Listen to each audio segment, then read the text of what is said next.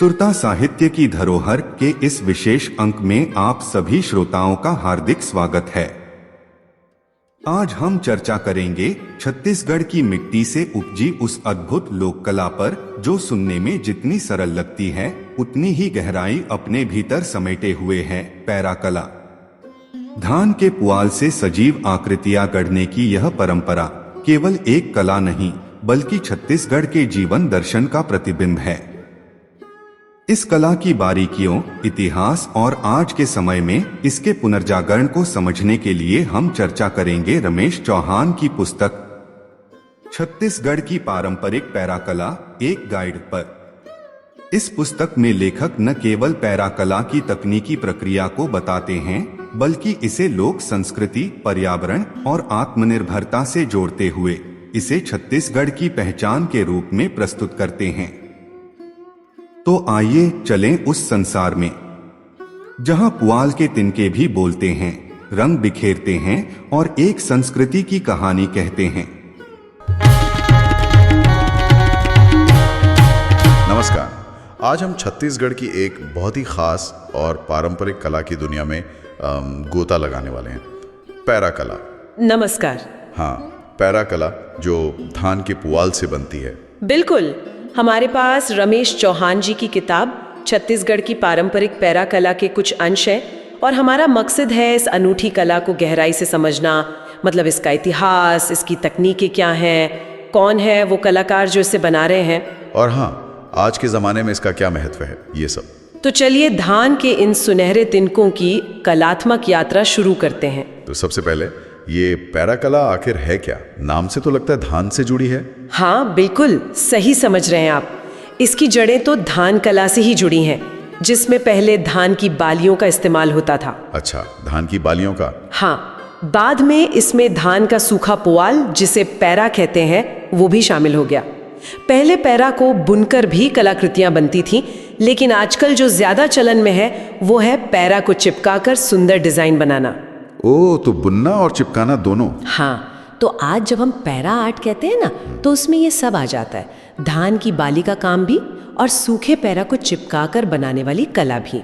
एक तरह से मिला जुला रूप है ये तो काफी पुरानी कला लगती है। फिर जानकारी तो ये भी कहती है कि इसका इतिहास दूसरी शताब्दी ईसा पूर्व, मतलब सातवाहन राजवंश तक जाता है। हाँ, ऐसी मान्यता है और इसके संकेत भी मिलते हैं। आप सोचिए ना, पुराने ज़माने में त्योहारों पर या ख़ास मौक़ों पर घरों और मंदिरों को सजाने के लिए लोग क्या इस्तेमाल करते होंगे? इसी पैरा से तोरण और वंदनवार बनाए जाते थे। इन्हें सेल झालर कहते थे और ये आज भी बहुत मशहूर है। सेल झालर, हाँ सुना है। दरवाज़ों को सजाने के लिए या फिर धार्मिक कहानियों को दिखाने के लिए भी इसका इस्तेमाल होता था। और मध्य युग में तो क्या कहते हैं, राजा महाराजाओं का संरक्षण भी मिला इसे। अच्छा, राजाओं का भी? हाँ, दरबारों में जगह मिली। उस जमाने के कलाकार बड़ी मुश्किल, मतलब जटिल पैरा कलाकृतियां बनाते थे। तोहफे में भी दी जाती थी। कला के साथ साथ सम्मान का प्रतीक भी थी। और क्या ये पारंपरिक रूप आज भी जिंदा है? मेरा मतलब है, गाँवों में लोग अब भी इसे उसी तरह इस्तेमाल करते हैं? जरूर, बिल्कुल जिंदा है। छत्तीसगढ़ के गांवों में, खासकर बस्तर जैसे आदिवासी इलाकों में, आज भी लोग धान के पुआल को हाथ से ऐंठ कर बेंट बनाते हैं। बेंट, वो क्या होता है? वो एक तरह की मजबूत टोकरी होती है, उसमें तिलहन या दलहन जैसी चीजें रखते हैं। बस्तर में उसे पुटका भी कहते हैं। अच्छा, पुटका। हाँ, और जैसे मिट्टी के बर्तन होते हैं ना, पानी की हांडी वगैरह, उन्हें सीधे जमीन पर नहीं रखते, पुआल से बनी एक गोल चक्री जैसी चीज पर रखते हैं। उसे आयरा या बेंडरी कहते हैं। आयरा? हाँ, ये तो बहुत ही प्रैक्टिकल चीजें हैं। बिल्कुल। और किसान तो आज भी पुआल से जरूरत के हिसाब से रस्सी बना लेते हैं या बैठने के लिए छोटा सा पाटा जैसा तैयार कर लेते हैं। वाह। और एक बहुत खास कला है पके धान की बालियों को गूंथ कर कलात्मक सेला बनाना। सेला मतलब तोरण। हाँ, तोरण। ये बहुत बारीकी का काम है, हर कोई नहीं कर पाता, लेकिन आज भी गांव में इसके माहिर कलाकार मिल जाते हैं। कहते हैं बस्तर में तो हर 10-15 परिवारों में कोई ना कोई सेला बनाने वाला मिल ही जाता है। ये तो अद्भुत है। और किताब में एक बड़ी प्यारी बात लिखी थी कि दरवाजे पर जो इस सेला लटकते हैं उन्हें गौरैया चिड़िया आके बड़े चाव से खा लेती हैं। हाँ। मतलब कलाकृति खुद ही प्रकृति का हिस्सा बन जाती है, उसे कुछ लौटा रही है। आजकल हम बायोडिग्रेडेबल, इको फ्रेंडली की इतनी बात करते हैं, ये तो उसका सदियों पुराना जीता जागता उदाहरण है। आपने बिल्कुल सही पकड़ा। ये इस कला की गहरी जड़ों को और प्रकृति से इसके जुड़ाव को दिखाता है। और अच्छी बात यह है कि हाल के सालों में इस कला को नई पहचान मिली है, लोकप्रियता भी बढ़ी है। हाँ, ये तो अच्छी बात है। देश विदेश में प्रदर्शनियों में इसे सराहा गया है। इसका महत्व सिर्फ एक सांस्कृतिक विरासत को बचाने तक ही नहीं है, ये पर्यावरण के लिए बहुत अच्छी है, क्योंकि ये धान के पुआल जैसी प्राकृतिक चीज से बनती है, जिसे अक्सर लोग बेकार समझ लेते हैं। हाँ, पराली जला देते हैं वरना तो। बिल्कुल। और ये आर्थिक रूप से भी महत्वपूर्ण है। ये स्थानीय कलाकारों, खासकर महिलाओं के लिए रोजगार का जरिया बन रही है और इससे टूरिज्म को भी बढ़ावा मिलता है।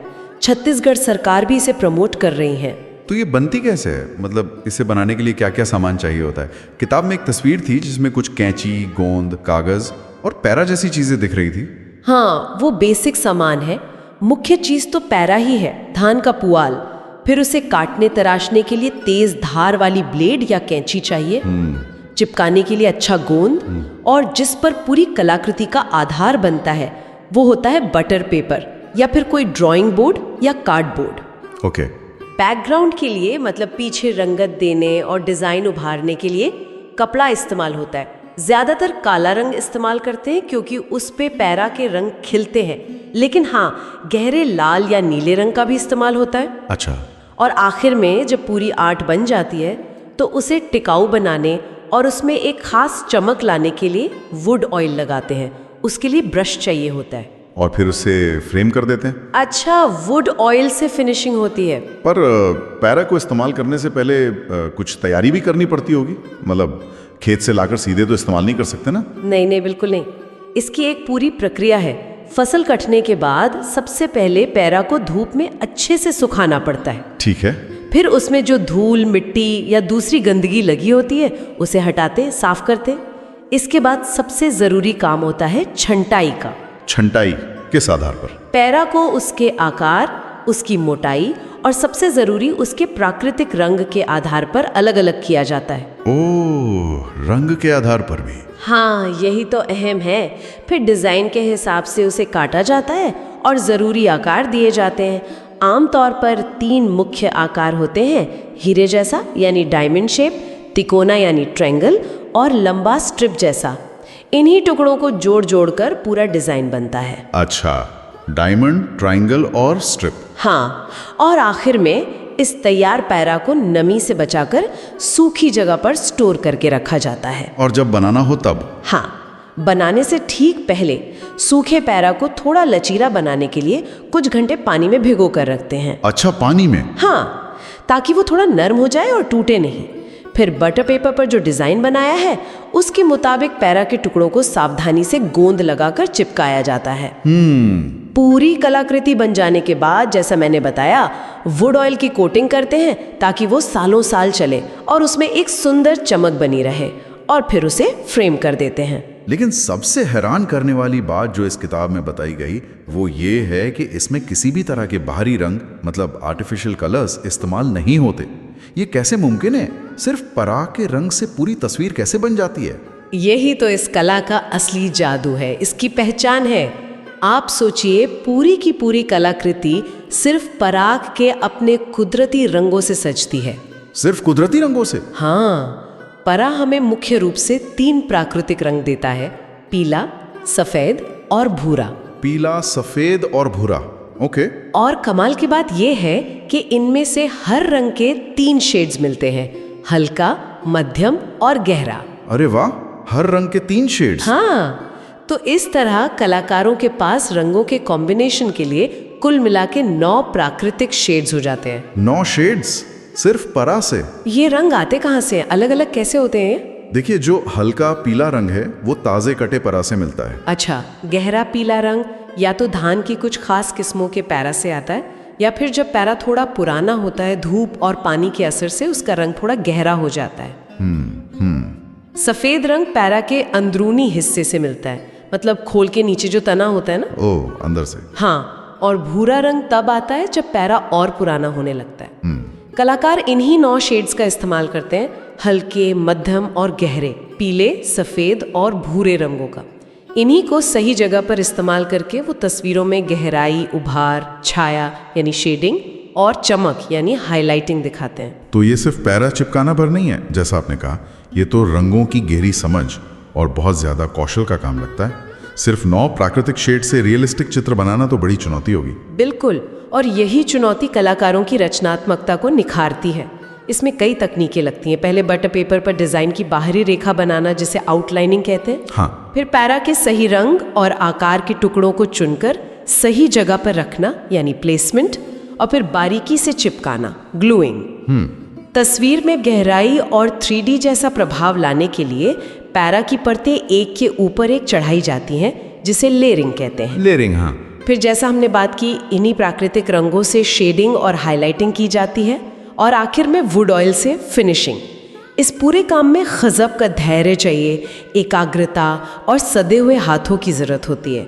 बहुत बारीकी का काम है ये। पारंपरिक रूप से किस तरह की डिजाइन या रूपांकन बनाए जाते हैं? इसमें किताब में कुछ तस्वीरें थीं जिनमें पक्षी, गणेश जी, फूल पत्तियां और सुंदर नज़ारे दिख रहे थे। हाँ, पारंपरिक डिजाइन अक्सर हमारे आसपास की प्रकृति, लोक कथाओं, पौराणिक मान्यताओं और धार्मिक भावनाओं से ही प्रेरणा लेते हैं। जैसा आपने देखा, पक्षी और जानवर बहुत लोकप्रिय विषय हैं। जैसे मोर और हाथी। हाँ, खासकर मोर अपनी सुंदरता के लिए और हाथी अपनी शक्ति और शुभता के लिए। देवी देवताओं में भगवान गणेश जी विघ्नहर्ता के रूप में और देवी दुर्गा शक्ति के प्रतीक के रूप में अक्सर बनाए जाते हैं। फूलों में कमल और सूरजमुखी, और पत्तियों में आम की पत्तियां शुभ मानी जाती हैं और खूब इस्तेमाल होती हैं। इनके अलावा सुंदर ज्यामितीय पैटर्न्स, ज्योमेट्रिकल पैटर्न्स, और छत्तीसगढ़ के ग्रामीण जीवन या प्राकृतिक दृश्यों को भी पारा कला में उतारा जाता है। इन पारंपरिक डिजाइनों को कलाकृति में उतारने का तरीका क्या होता है? मतलब कलाकार कैसे इन भावों को पारा में डालते हैं? कलाकार पहले कागज पर या सीधे बटर पेपर पर डिजाइन की रूपरेखा बना लेते हैं। हाँ, आउटलाइन। हाँ, आउटलाइन। फिर उस डिजाइन को पारा के टुकड़ों से भरते हैं, सही रंग और आकार का ध्यान रखते हुए।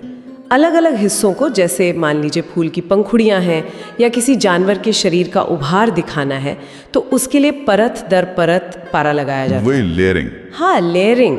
इससे गहराई और बनावट आती है, टेक्सचर आता है। रंगों का कंट्रास्ट मतलब विरोधाभास पैदा करने के लिए भी अलग अलग शेड्स का इस्तेमाल होता है। जैसे गहरे रंग के कपड़े, मान लीजिए काला, नीला या लाल, उसको बैकग्राउंड की तरह इस्तेमाल करके उस पर हल्के रंग के पैरा से डिजाइन उभारा जाता है। अच्छा, ताकि वो उभर के दिखे। बिल्कुल। जब सारे हिस्से तैयार हो जाते हैं तो उन्हें एक मजबूत आधार पर, जैसे कपड़े लगे कार्डबोर्ड पर, करीने से जोड़ दिया जाता है। और देखिए, ऐसा नहीं है कि कलाकार सिर्फ पुराने डिजाइनों को ही कॉपी करते रहते हैं। कई कलाकार पारंपरिक रूपांकनों से प्रेरणा तो लेते हैं, लेकिन उसमें अपने अनुभव, अपने आसपास का माहौल या आज के विषयों को जोड़कर बिल्कुल नए और अनोखे डिजाइन भी बनाते हैं। कला तो हमेशा विकसित होती रहती है ना? सही बात है। ये तो पारंपरिक डिजाइनों की बात हुई, लेकिन क्या कलाकार इसी पैरा से गहराई या 3D जैसा प्रभाव भी ला पाते हैं? आपने पहले जिक्र किया था लेयरिंग का। हाँ, बिल्कुल। ये पैरा कला की उन्नत तकनीकों में आता है और आजकल काफी कलाकार इसका प्रयोग कर रहे हैं। धान के पुआल की परतें लगाकर, मतलब लेयरिंग करके, डिजाइन में वास्तविक गहराई पैदा की जाती है। अच्छा। जो चीजें तस्वीर में आगे दिखानी है, फोरग्राउंड में, उन्हें ज्यादा उभार दिया जाता है, और जो पीछे है बैकग्राउंड में, उन्हें कम। पुआल को खास तरीकों से काटकर या उसके किनारों को रेशेदार बनाकर, जिसे फ्रिंजिंग कहते हैं। फ्रिंजिंग। हाँ, उससे अलग अलग तरह की बनावट या टेक्सचर दिखाया जा सकता है, जैसे घास दिखानी हो या किसी जानवर के बाल। वाह। और जैसा हमने पहले भी कहा, वो जो 9 प्राकृतिक रंग है ना, उनके शेड्स का कुशलता से उपयोग करके छाया और प्रकाश, मतलब शेडिंग और हाइलाइट्स, इस तरह बनाए जाते हैं कि तस्वीर लगभग त्रिआयामी यानी 3D लगने लगती है। कमाल है। तो ये कला सिर्फ पारंपरिक ही नहीं रही है, इसमें लगातार नयापन भी आ रहा है। ये सिर्फ दीवारों पर टांगने वाली कलाकृति तक ही सीमित नहीं है। निश्चित रूप से नहीं। पारंपरिक सैला झालर यानी वंदनवार और कलाकृतियां तो बन ही रही हैं, लेकिन अब कलाकार धान की बालियों और पराली से बहुत ही आकर्षक और पहनने लायक आभूषण भी बना रहे हैं। आभूषण पराली से? हाँ, किताब में आपने तस्वीरें देखी होंगी। झुमके, हार, ब्रेसलेट देखने में बहुत सुंदर और यूनिक लगते हैं। बालोद जिले का एक धनधान्य लक्ष्मी स्वयं सहायता समूह है, वो इसका बहुत अच्छा उदाहरण है। अच्छा, क्या करते हो? वहाँ की महिलाएं धान की बालियों से इतने सुंदर गहने बना रही हैं कि उनकी मांग छत्तीसगढ़ के बाहर पड़ोसी राज्यों तक पहुँच गई है। ये इनोवेशन का एक सफल उदाहरण है कि कैसे पारंपरिक कला को नए रूप में ढाला जा सकता है। ये तो बहुत बढ़िया बात है। और सुनिए, एक और दिलचस्प नया प्रयोग है धान से बनी राखी। राखी? धान से? हाँ, कलाकार है चूड़ामणि सूर्यवंशी और नंदिनी बघेल। उन्होंने इसकी शुरुआत की और रक्षाबंधन पर लोगों ने इसे खूब पसंद किया। ये पारंपरिक कला को हमारे त्योहारों से जोड़ने का एक बेहतरीन तरीका है। वाकई? इसके अलावा दंतेवाड़ा की महिला समूहों ने एक और कमाल किया है। उन्होंने धान की बालियों को इस तरह गूंथा है कि बिना किसी गांठ के मूर्तियां बन जाती हैं। सोचिए, बिना गांठ के गूंथना। बिना गांठ के? ये कैसे? ये अपने आप में एक बहुत ही विशेष कौशल है, बहुत बारीक काम है ये तो कमाल के नवाचार हैं। और इस कला को आज के दौर में कौन लोग जिंदा रखे हुए हैं? किताब में कुछ समकालीन कलाकारों के नाम भी दिए गए थे, उनके बारे में कुछ बताइए ना। हाँ, कुछ प्रमुख कलाकारों का जिक्र करना बहुत जरूरी है जिन्होंने इस कला को न सिर्फ जीवित रखा है बल्कि इसे नई पहचान और सम्मान भी दिलाया है। जरूर। सबसे पहले शिवेंद्र दिवांगन जी का नाम आता है। उन्हें कई लोग पैरा कला गुरु मानते हैं। पैरा कला गुरु? हाँ, वो करीब 25 सालों से इस कला को समर्पित है। उन्होंने केरल के एक कलाकार थे श्री शिवा प्रसाद चांड जी, उनसे इसकी बारीकियां सीखी। उन्हें राज्य स्तरीय पुरस्कार भी मिल चुका है। अच्छा। और उन्होंने देश की कई जानी मानी हस्तियों जैसे पूर्व राष्ट्रपति प्रणब मुखर्जी जी, अटल बिहारी वाजपेयी जी, प्रधानमंत्री नरेंद्र मोदी जी, यहाँ तक कि अभिनेता जैकी श्रॉफ जी के चित्र भी पैरा से बनाकर उन्हें भेंट किए हैं। उनका काम इस कला की संभावनाओं को दिखाता है। वाह, ये तो बड़ी बात है। फिर एक युवा कलाकार और प्रशिक्षक हैं चूड़ामणि सूर्यवंशी जी। उन्होंने हजारों लोगों को, खासकर महिलाओं और युवाओं को पैरा आर्ट सिखाया है, उन्हें रोजगार से जोड़ा है। हजारों लोगों को? हाँ, और जैसा हमने जिक्र किया, धान से राखी बनाने का सफल प्रयोग भी उन्होंने ही किया। वो राखी वाला। राजकुमार रोहिदास जी भी एक ऐसे कलाकार हैं जिन्होंने पैरा आर्ट को अपने अंदाज में ढाला है। उनकी कलाकृतियों में जो बॉर्डर की सजावट होती है ना, वो बहुत आकर्षक और बारीक होती है, तस्वीरों को और भी सुंदर बना देती हैं। अच्छा, बॉर्डर पर खास ध्यान देते हैं। हाँ। फिर हर्षा वर्मा जी, एक और युवा और बहुत प्रतिभाशाली कलाकार। उन्होंने छत्तीसगढ़ महतारी का 4 फीट ऊंचा पैरा आर्ट बनाकर golden book of world record में नाम दर्ज कराया है। अरे वाह, वर्ल्ड रिकॉर्ड! हाँ, और उन्होंने भारत माता का 8 फीट का विशाल चित्र भी बनाया है। वो इस कला के भविष्य को लेकर भी सोचती हैं और छत्तीसगढ़ में एक समर्पित पैरा कला बोर्ड बनाने की मांग भी कर रही हैं ताकि कलाकारों को और सरकारी मदद मिल सके। ये जरूरी मांग लगती है। उषा बनवा जी हैं जो हिंदी साहित्य में पोस्ट ग्रेजुएट हैं। उन्होंने भी इस कला को अपनाया है और कई महापुरुषों और देवी देवताओं के सुंदर चित्र पैरा से बनाए हैं, जिनके लिए उन्हें काफी सराहना और सम्मान मिला है। साहित्य से कला की ओर, बहुत खूब। और एक नाम है कून नंदिनी बघेल का। बहुत ही कम उम्र की कलाकार है, लेकिन उनकी कला में गजब की परिपक्वता और स्पष्टता दिखती है। अच्छा। वो अपने जिले जांजगीर चांपा में जब भी कोई नए कलेक्टर आते हैं, उनका स्वागत पैरा आर्ट से उनका चित्र बनाकर और भेंट करके करती हैं। ये कला के जरिए सम्मान जताने का एक बहुत ही प्यारा और अनूठा तरीका है। ये सुनकर बहुत अच्छा लगा कि इतने सारे समर्पित कलाकार, अनुभवी भी और युवा भी, न सिर्फ इतनी सुंदर कलाकृतियां बना रहे हैं बल्कि इसे सिखाकर आगे बढ़ा रहे हैं और इसे राष्ट्रीय और अंतर्राष्ट्रीय स्तर पर पहचान दिलाने के लिए प्रयास कर रहे हैं। हाँ, ये बहुत उत्साहजनक है। तो अंत में इस सब को देखते हुए इस कला का भविष्य कैसा नजर आता है? क्या ये आगे भी फलती फूलती रहेगी? भविष्य निश्चित रूप से उम्मीदों भरा लगता है। देखिए, पहली बात तो यही कि ये धान जैसी प्राकृतिक चीज से बनती है और आजकल दुनिया भर में पर्यावरण के अनुकूल सस्टेनेबल चीजों की मांग बढ़ रही है। हाँ, ये तो है। इसका सीधा फायदा पैदा कला को मिल सकता है। सरकार का प्रोत्साहन और साथ ही युवा पीढ़ी की इसमें बढ़ती रुचि भी एक अच्छा संकेत है। और जैसे हमने बात की, आभूषण, राखी, घर की सजावट की सामान जैसे नए प्रयोगों ने इसके लिए नए बाजार भी खोले हैं। ये ग्रामीण क्षेत्रों, खासकर महिलाओं के लिए आत्मनिर्भरता और आय का एक महत्वपूर्ण जरिया बन सकती है। बिल्कुल।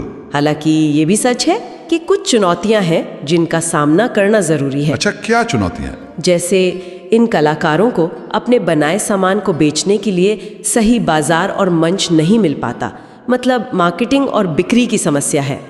ये तो कई हैंडीक्राफ्ट के साथ है। हाँ, कई कलाकारों के पास काम करने के लिए अच्छी जगह या ज़रूरी औजार संसाधन नहीं होते, और आजकल मशीन से बने सस्ते सजावटी सामानों से भी इसे मुकाबला करना पड़ता है। सही बात है। तो इन चुनौतियों से निपटने के लिए लगातार सरकारी मदद की ज़रूरत है, जैसे कलाकारों के कौशल को और निखारने के लिए ट्रेनिंग प्रोग्राम हो, उन्हें आसानी से कच्चा माल और थोड़ी आर्थिक मदद मिले, काम करने के लिए बेहतर वर्क स्टेशन बने और कलाकारों को पहचान और सम्मान मिले।